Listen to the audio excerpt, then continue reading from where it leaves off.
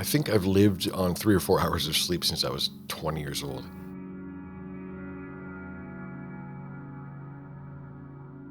I'm usually in bed by 5 at the latest, and by the time 9 o'clock rolls around, I've gotten one good REM cycle in, and I don't have to, as long as I get that, I don't pay too heavy a toll.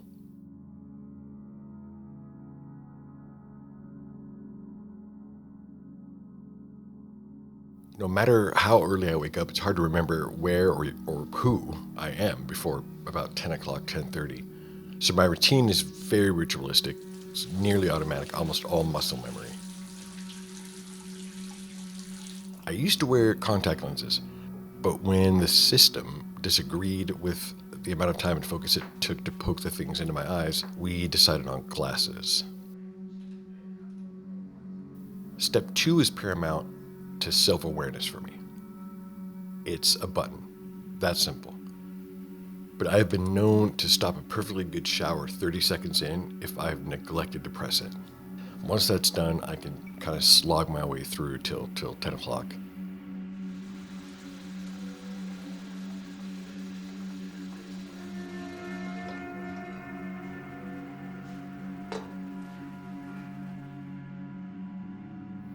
I am becoming aware of my age lately. Turns out you can't play Jedi mind tricks on your body forever. I do not and probably will never, ever work out in the traditional sense. But I'm willing to compromise if push comes to shove, and the first compromise is water. I hate it. It's like forcing a big tankard full of boredom down your throat. Even when I know I feel better directly for drinking it, I will procrastinate until I'm in the back of an ambulance.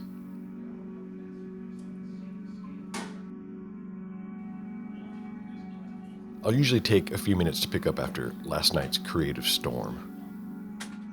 Mainly between,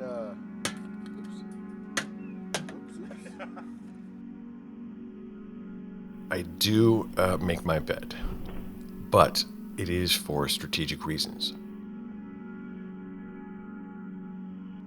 It's not about tidiness. It's because a bed is another surface to spread things out on. I can see everything. It's a big surface. I can just sort of hover over it, hover around the bed, see where everything is. It's better than a table, if you ask me, because you can see the whole damn thing. Then I've got to tend to the squeakiest wheel in the cogworks, and that is my stomach. Now, throughout the day, it's not uncommon for me to forget to eat, so I make sure that I at least start the day with some fuel. It doesn't take much, but here's the thing. While it's easy to please my stomach, my taste buds don't always go along. If I'm making, let's say, raisin toast, it's got to be toasted enough to spread the butter without destroying the bread. Every corner must get butter. No dry spots anywhere. So now that the squeaky wheel has been greased, it's time to sit down, eat, and watch the world spin itself out of orbit. I start with Fox News only because there's a couple of anchors that they've endeared themselves to me. But it's important to take in the news because that gives me the topics that I'm going to think about, write about. And usually at the end of it all, I end up on CNN before I'm ready to transition into my workday. I know it's an odd thing for a smoker, but I do not smoke first thing in the morning. I got to get everything in order. Then I'll reward myself with an enjoyable guilty pleasure that will probably eventually kill me. On top of that, the news is much better taken in with a smoke.